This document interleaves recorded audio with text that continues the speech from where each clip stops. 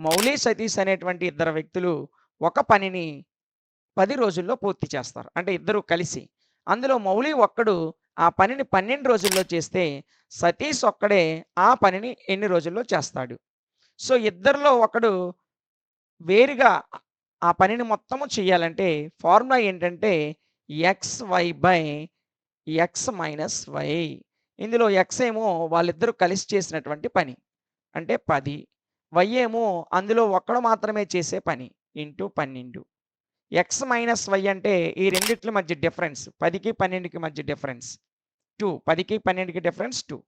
2 ఒకట్లు 2 ఆరులు 10 ఆరుల 60. అంటే సతీష్ ఒక్కడు ఆ పనిని 60 రోజుల్లో చేస్తాడు. Option D is correct. ఇలాంటి ప్రాబ్లమ్ మరొకటి ఇక్కడ ప్రొవైడ్ చేయడం జరిగింది. ఈ ప్రాబ్లమ్‌ని సాల్వ్ చేసి దీని యొక్క ఆన్సర్‌ని కామెంట్ సెక్షన్‌లో తెలియజేయండి. ఇలాంటి మరిన్ని వీడియోస్ కొరకు మన ఛానెల్‌ని ఫాలో అవ్వండి.